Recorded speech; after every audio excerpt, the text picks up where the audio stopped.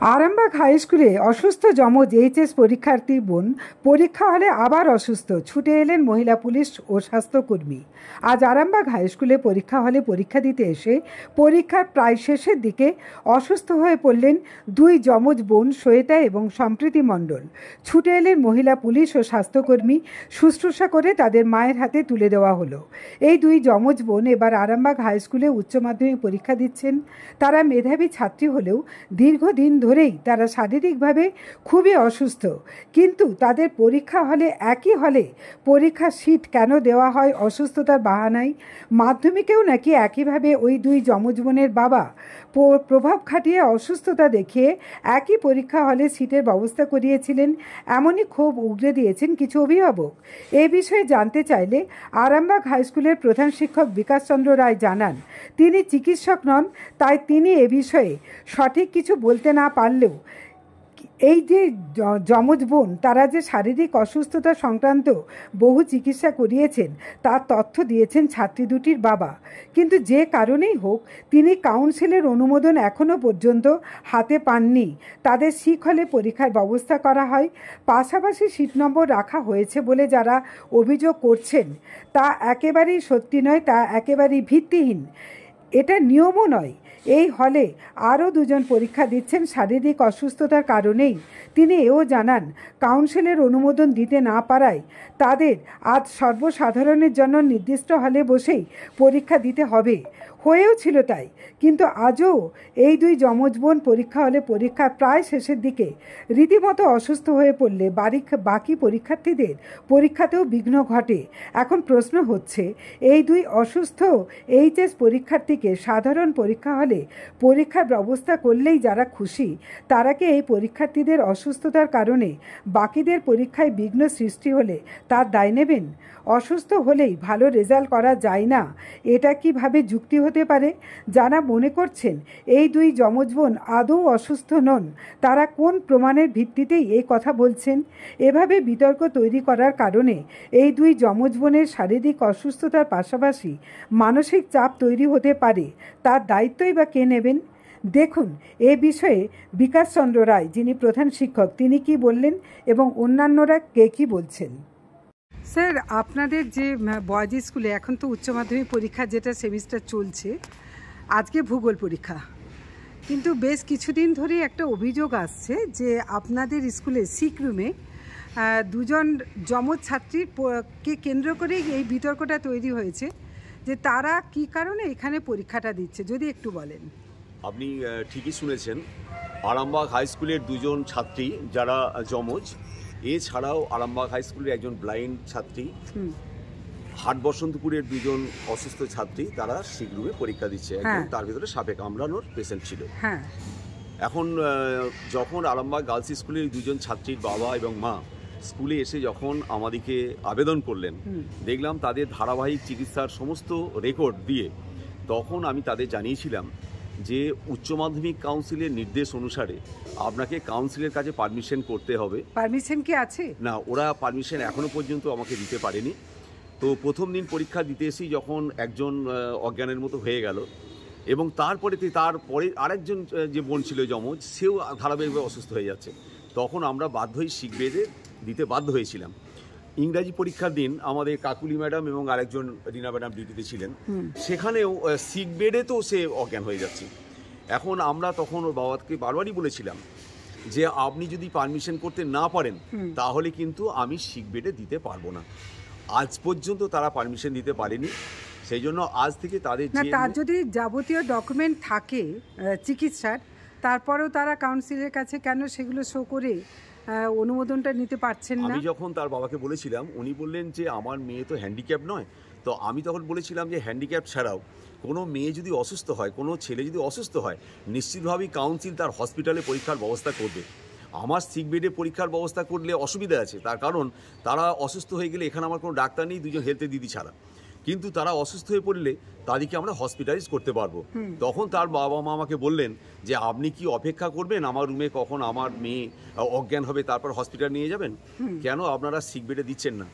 আমি তখন বলেছিলাম যে এটা আমার আইনে বাধা আছে, সেই জন্য আজ থেকে তাদেরকে যেমন যেখানে সিট প্রতিদিনই সেই সিট অ্যারেঞ্জ করা থাকে, আজকে তাদেরকে সেই বেডেই পরীক্ষা দিতে হবে।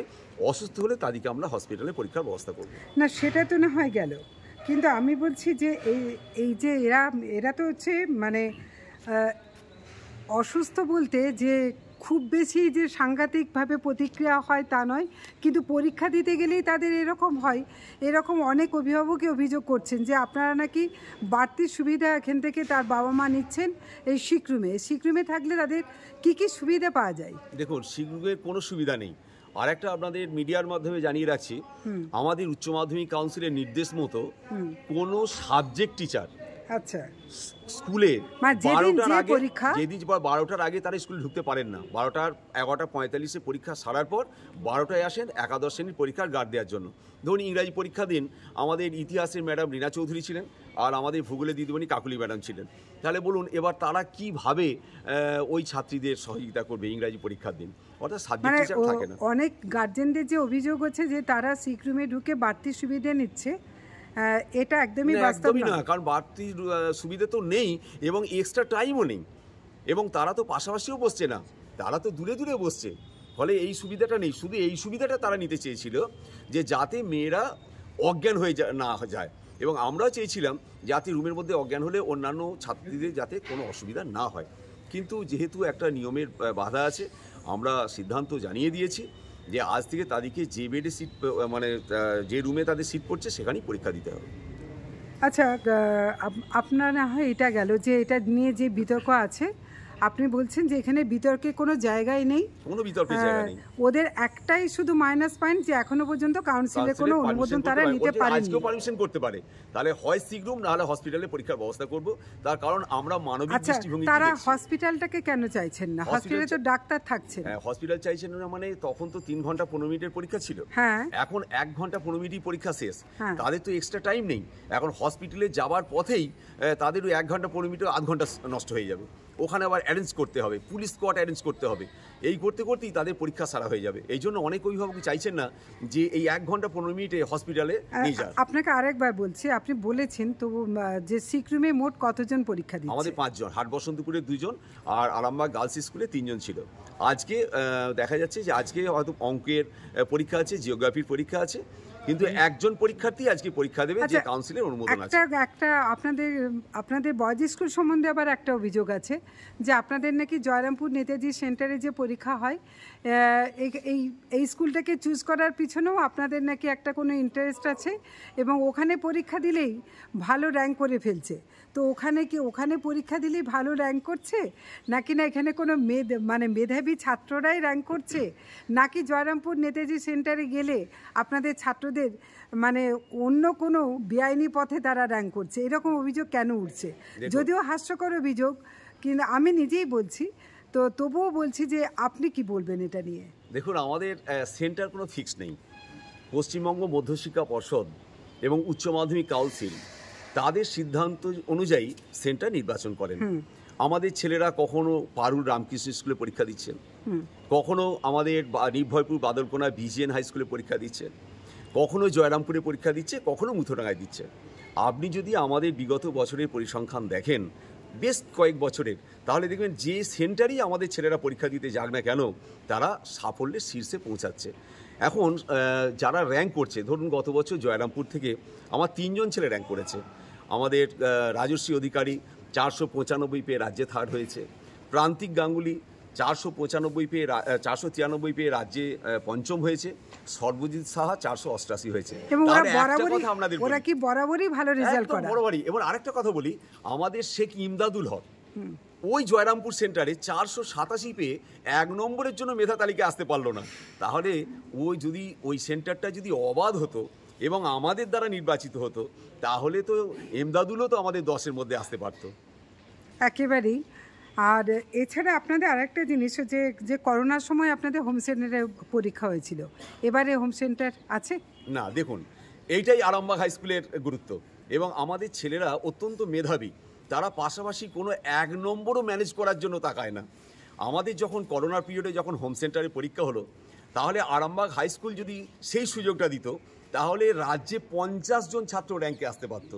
আপনাদের তথ্য জানিয়ে রাখছি, আমার বিদ্যালয়ের সম্মানীয় সহকারী প্রধান শিক্ষক রবীন্দ্রনাথ টুডুর ছেলেও ওই বছর করোনা পিরিয়ডে উচ্চ মাধ্যমিক পরীক্ষা দিয়েছিল হোম সেন্টারে আরামবাগ হাই স্কুল থেকে, কিন্তু সেও কোনো র্যাঙ্ক করেনি। করোনার পিরিয়ড ছাড়া আমাদের প্রতি বছর র্যাঙ্ক আছে, কিন্তু আমাদের যে বছর হোম সেন্টার পরীক্ষা হয়েছিল আমরা কোনো দিনই আমরা কোনো ছেলেকে আমরা এরকম বেনিফিট দিইনি। আমাদের স্কুলের পরীক্ষাতেও কিন্তু তারা এই বেনিফিট পায় না। আচ্ছা, রাজ্য মেধা তালিকায় আপনাদের যে সমস্ত ছেলেরা র্যাঙ্ক করছে যদি একটু বলেন দাদা। হ্যাঁ, দেখুন, আপনি হয়তো বলছেন বা আপনি বলছেন না, যারা পরশ্রী কাতর হয়ে বলছেন, যারা ঈর্ষা করে বলছেন, যারা ব্যথা যন্ত্রণায় জর্জরিত হয়ে বলছেন আমাদের স্নেহের ছাত্রদের এত সাফল্য কি করে আসছে। আচ্ছা, ছেড়ে দিন। জয়রামপুরে নাই তারা সুযোগ পাচ্ছে, পারুলে সুযোগ পাচ্ছে, মুথোডাঙ্গায় সুযোগ পাচ্ছে, হাটবসন্তপুরে সুযোগ পাচ্ছে, বাদলকোনায় সুযোগ পাচ্ছে, কিন্তু যখন নিট পরীক্ষায় বসছে এমডি শাহিদ মাধ্যমিকে র্যাঙ্ক করলো 7, আবার উচ্চ মাধ্যমিকে র্যাঙ্ক করছে। এইবার দেখুন 7th র্যাঙ্ক করছে আমাদের উচ্চ মাধ্যমিকে সোমশুভ্র কর্মকার 8th র্যাঙ্ক করছে। দুটো ছেলেই নিট কোয়ালিফাইড করলো, সিট পড়ছে কলকাতায়, সেখানে তো আমাদের কোনো যোগাযোগ থাকার কথা নয়। এমডি শাহিদ 720-র মধ্যে 700 পেয়ে আমাদের কল্যাণী এমসে পড়ছে।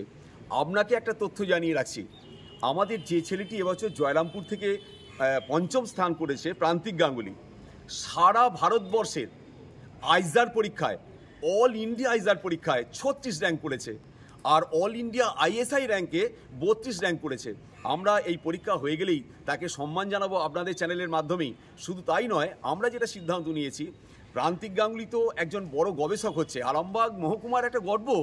যারা সমালোচনা করছে তাদের উদ্দেশ্যে আমি বলছি, আরামবাগ মহকুমার একটা গর্ব প্রান্তিক গাঙ্গুলি। আরামবাগ বহুদিন পর এরকম একজন গবেষক পাবে। এর আগে পেয়েছে আমাদের সুপ্রভাত সরকার, সে ম্যাথামেটিক্সে রিসার্চ করছে নর্থ আমেরিকায়। আমাদের ডাক্তার, আপনি আরামবাগে যেখানেই ডাক্তার দেখাতে যাবেন সেখানেই দেখবেন আরামবাগ হাই স্কুলের ছাত্র ডাক্তার হয়েছে। আমার ছেলে ডক্টর সৌম্য রায়, সে আরামবাগ স্কুলের ছাত্র, আমি তখন এই স্কুলের হেডমাস্টার ছিলাম না, সেও ডাক্তার। অর্থাৎ আমাদের ছাত্ররা অত্যন্ত মেধাবী।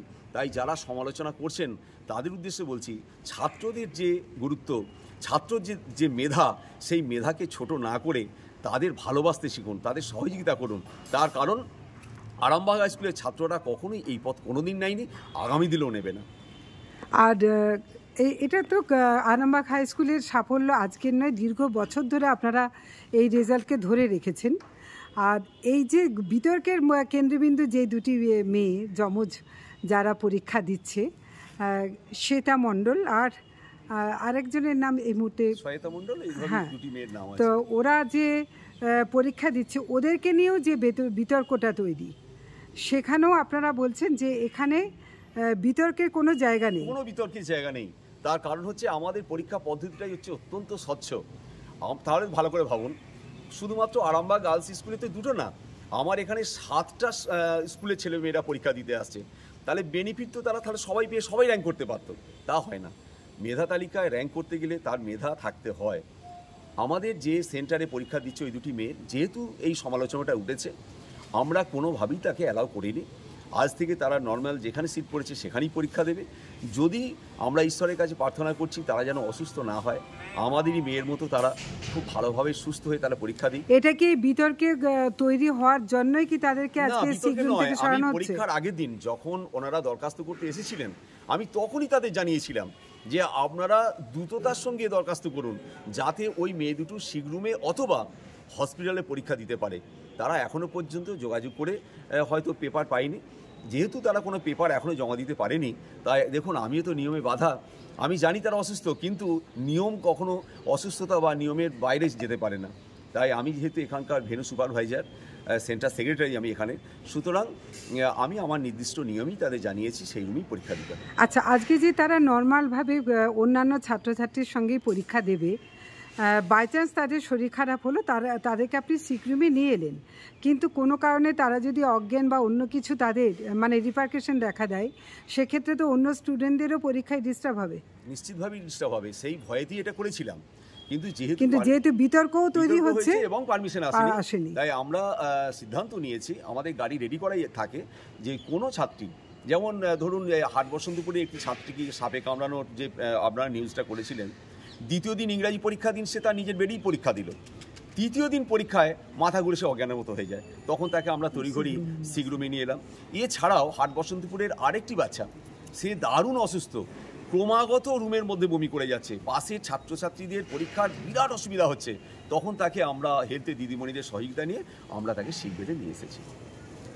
মানে এটা আপৎকালীন পরিস্থিতির ব্যবস্থাও আপনাদের যেমন থাকছে করতেই হবে, আর অনুমোদন না থাকার জন্য আজকে ওই দুটি বোন স্বাভাবিকভাবে অন্যান্য স্টুডেন্টদের সঙ্গেই পরীক্ষা দিচ্ছে। আজ থেকে প্রতিদিনই যদি আবার তারা পারমিশন নিয়ে আসতে পারে, আবার তাদেরকে আমরা হসপিটাল বা সিক রুমে, সিক রুম মানেই তো তাই অসুস্থতার রুম, তা সেখানে কোনো বাচ্চা অসুস্থ না হলে সেই রুমে আমরা অ্যালাউ করবো কেন। অনেক ধন্যবাদ।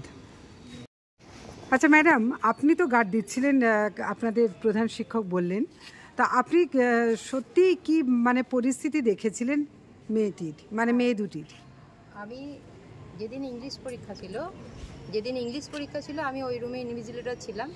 আমি ওখানে থাকাকালীন মেয়ে দুটি পরীক্ষা দিচ্ছিল, তার সঙ্গে আর একটা ব্লাইন্ড গার্ল রাইটার সহ পরীক্ষা দিচ্ছিল। পরীক্ষা চলাকালীন অন্য রুম থেকে আরেকটি মেয়ে অসুস্থ হয়ে যায়, ওই রুমে এসে অ্যালটমেন্ট করা হয়। মেয়েটি ভীষণ অসুস্থ ছিল, বমি করছিল, তাকে শোয়ানো হয়েছিল।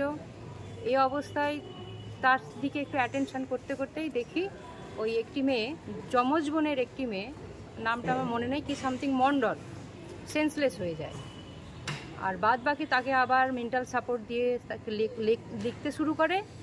তারা কিন্তু নিজেরাই পরীক্ষা দিয়েছে, আমি যতক্ষণ ছিলাম ওরা নিজেরাই পরীক্ষা দিয়েছে, এবং একবার মেয়েটি সেন্সলেস হয়েছে, এটা আমার দেখাকালীন।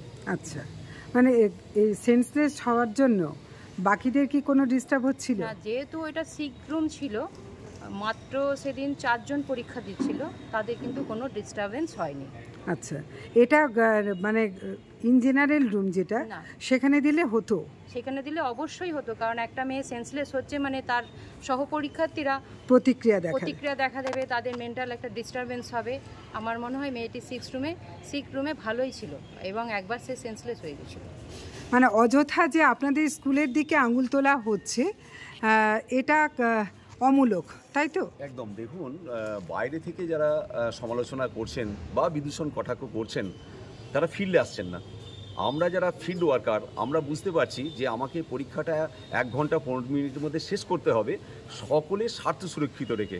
মানে ওই রুমেতে অন্যান্য আরও 40-42টা বাচ্চা পরীক্ষা দিচ্ছে, তাদের যাতে অসুবিধা না হয় এই সিদ্ধান্ত আমরা প্রথমে নিয়েছিলাম। কিন্তু সিদ্ধান্ত নেওয়ার আগে ওই মেয়ে দুটির বাবা মাকে আমরা জানিয়েছিলাম যে আমরাও কিন্তু নিয়মের বাইরে যেতে পারবো না, আপনারা কাউন্সিল থেকে অনুমোদন করুন, তবেই আমরা সিক বেড বা হসপিটালাইজ করতে পারবো, যেটা কাউন্সিলের নিয়ম।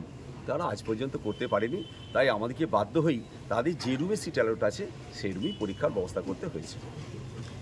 আপনার নামটা যদি? বিকাশ চন্দ্র রায়, প্রধান শিক্ষক, আরামবাগ হাই স্কুল।